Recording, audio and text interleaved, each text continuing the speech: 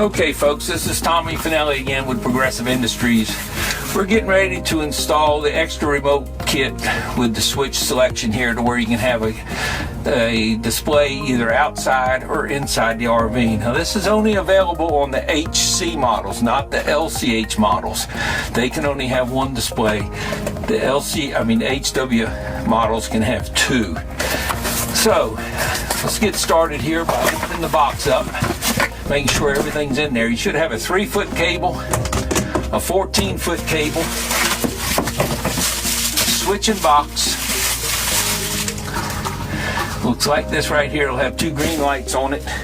It also has 2 holes, one on each side, so you can mount it. And you'll have another display, just like the one we have on the wall now that come with the surge protector itself. This one here we'll be mounting later on upstairs inside the RV. We're going to choose a location that will be fairly convenient to be able to switch this switch, because all you have to do is move this switch from side to side and that'll select whichever display you're doing. You can't have both displays on at the same time. It's one or the other. I'm going to choose to put it right along in this area here.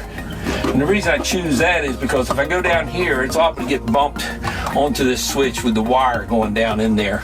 So I can put it up here. If you put it back over here, you're going to have to reach too far in there. And this is pretty convenient to be able to reach over here. So we're going to mount the switch box right here. Now this unit does not come, again, with any mounting screws. You have to supply your own mounting screws.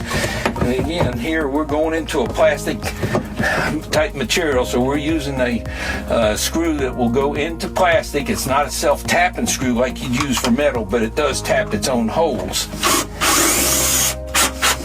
And we're going to remove this wire for now. We're going to take the 3-foot wire, and it's actually a choice on which wire you want to use where. They're all the same, they're just different lengths.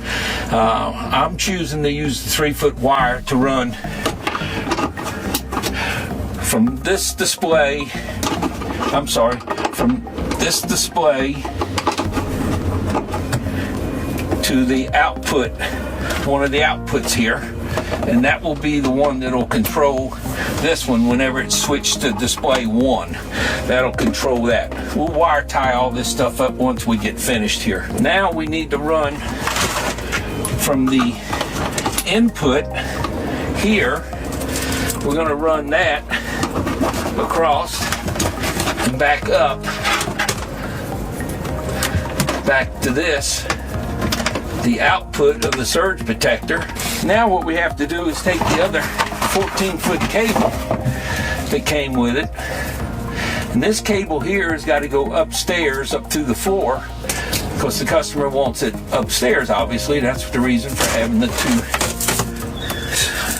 displays. This one will plug into the other output here. This will be output 2.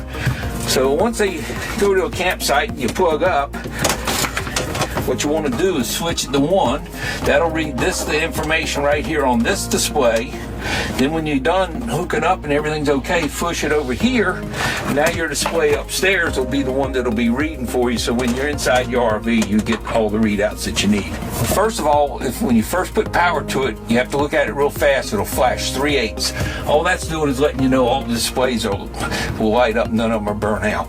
Then you're going to see a voltage number, 115, 121, whatever your voltage is. Then the next thing you see after it engages, you're going to see your amp draw.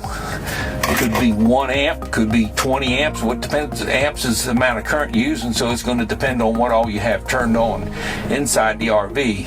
The more you have on, the more amps you'll draw. Then it's going to show you your cycles. In this country, you don't have to worry about that. It runs on 60 cycles, everything does. But if you run a generator through it or something, it'll give you protection there also. And then you go to the error codes. EO would mean everything is normal and you're going to get power. But if you were to plug up, for example, to E1, that's reverse polarity. That's where they reverse the hot and neutral wire. You don't want to run that way. That's not good for your air conditioner and all. So it will not send you power into your RV until that's corrected and so forth. Open ground, high voltage, low voltage, whatever. It has the codes that comes with it, and it'll tell you all of that. So we're going to go upstairs now, and we're going to see about drilling a hole through the floor, see where we're going to mount the other display. and we'll go from there. Okay, we're inside the RV now to add the extra remote display inside. We're going to put it over in this corner of the sleeping area, but the things you need to remember with this, in a dark room it's very bright, and it can be annoying if you're watching TV or something and you're able to spot it out of your eye. So you want to put it in a place where it's not going to do that to you, or if you roll over in the bed and you see it and it doesn't bother you. So we've chose to go down here on the cabinet, right down here. It'll be out of eyesight. We'll be able to drill through the cabinet, go down through the floor. Wires will be out of sight. It'll be a nice clean installation.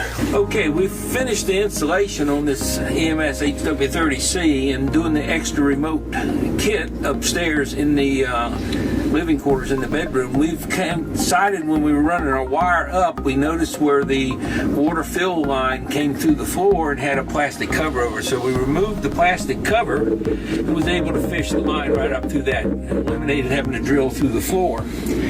We chose the sight over on the side there to actually mount it so it wouldn't be annoying when you're looking at TV or anything like that.